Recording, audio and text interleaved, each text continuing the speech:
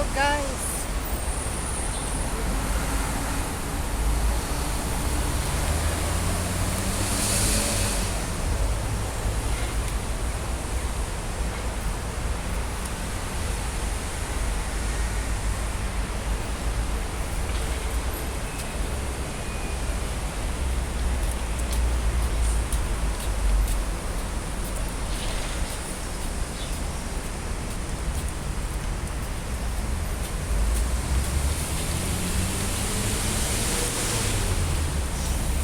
Ito, nagkita na kami ng kaibigan ko.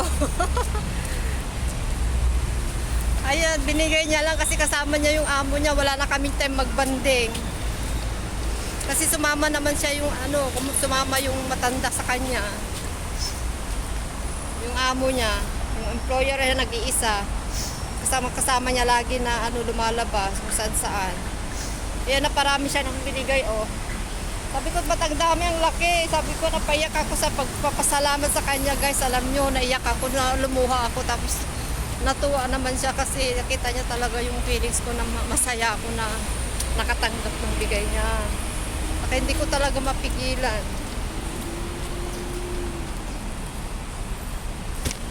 Hindi ko talaga mapigilan na yung sobrang saya ko, tears of joy.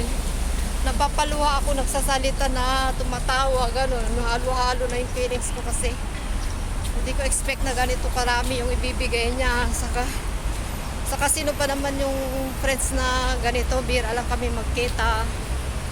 Saka talaga siya yung mabait, wala akong masabi sa kanya, wala pa kaming tampuhan, gano'n. So, ayan, kasi sabi niya, mag-aral daw ang plano. Sabi ko, anong plano natin?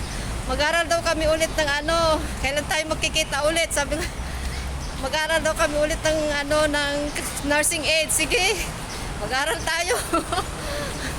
Kahit wala pa akong budget, pag-ipunan ko muna, sabi ko sa kanya.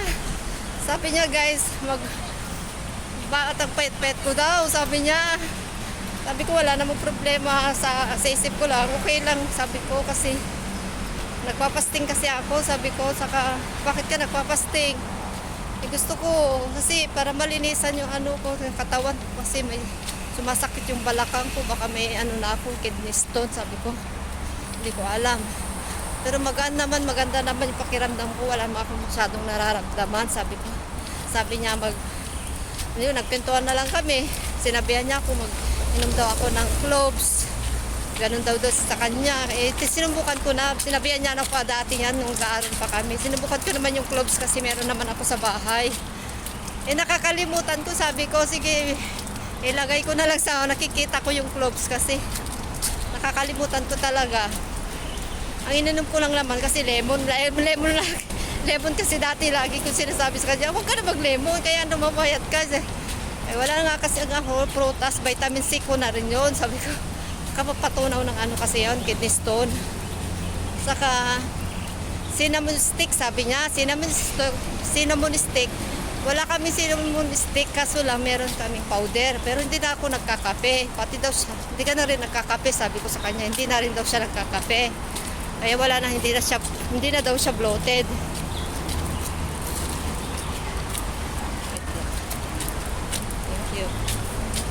Kaya yun. Ayun, nagantay si Lolo. Kaya saglit lang kami nagkwentuhan. Kasi nagyakap-yakapan na lang kaming dalawa. Ayan. Ay, masagi niya, guys.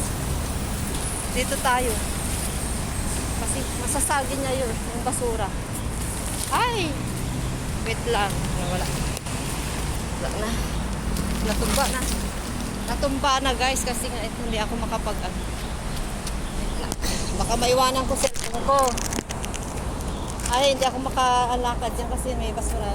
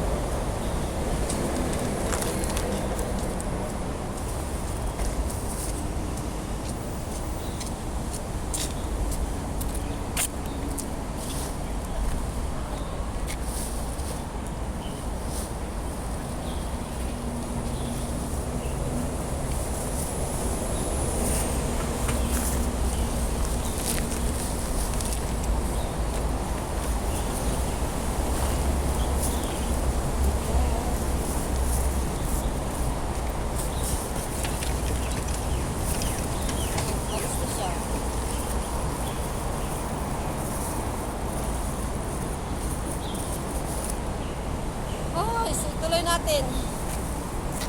Tuloy natin ang lakad. Malapit na ako dyan sa ano. Tatawid na ako, guys. Tawid na tayo.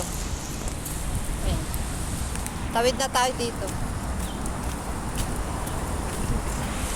Bali, diretso ko muna. Diretso ko muna sa bahay to. At ganun, dumidilim. Madilim kasi eh. Diretso ko muna sa bahay. Saka ko, titignan. Dalhin ko muna yung... Hindi ko na muna dinala yung mga pagkain ko eh. Kung hindi ko kasi alam, kung magbanding kami, dapat kakain kami sa labas. Kaya hindi ko na dinala yung mga baon ko. Pero kung hindi kami, lalabas katulad ngayon, hindi kami sigurado kasi kasama pala si Lolo. Ayun, hindi na kami nagkasama. Isa na lang ako ulit na nag-day off. Dalhin ko muna to sa bahay. Titignan ko na lang muna, ibibidyo ko mamaya kung ano yung mga binamigay niya. So, abangan nyo guys. Abangan nyo guys kung ano yung mga binigay niya sa akin. Surprise. So, patayin ko muna guys. Nakailang minute na. Ay, natakpan. Natakpan yung orasan niya sa screenshot. Abangan nyo na lang guys kung ano yung mga laman nito. I-upload ko mamaya. Kaya bukas. I-upload ko muna itong video ko ngayon. So malapit na ako. Siguro 7 minutes pa ako makarating sa bahay. Tatawid muna ako dyan sa, sa overpass. Footbridge. Yun. Babay na muna guys. Ay, salamat. May blessings tayo na makapapakargo naman ako tuloy dito. Sabi ko, hindi na ako magpapakargo para hindi na ako Pero okay lang kasi hindi ko naman binili yung mga pinapapakargo ko. May bibilin man ako mga konti lang mga groceries kasi gusto ng asawa ko. Bakit hindi ka man lang magpadala ng mga kape, asukal. Ay, ganun din ang presyo dyan sa presyo dito. Sabi, kahit na daw, puro na lang daw yung mga palayok. Pinakargo ko kasi dati ng mga sapatos, ganun. Kumot, damit, saka mga underwear nila, ganun. Eh, gusto ng asawa ko mga delata din eh. Kaya magpapakargo tayo ulit. So malayo pa yung uwi ko. Iba na naman ang pagpapakargo ko pag pag malapit na uwian. So dahil mapapasubo tayo ulit nito dahil sa binigay ng kaibigan ko, saya-saya ko naman. Kasi libre naman to, hindi ko naman binigay. Kaya babayaran ko na lang, gagastusan ko na lang yung pamasahe ng pagpapakargo. Mura lang naman guys. Nasa 545. Yung sakto lang na medium. So, babay na guys. Babay na muna. Patayin ko na. Hindi ko kasi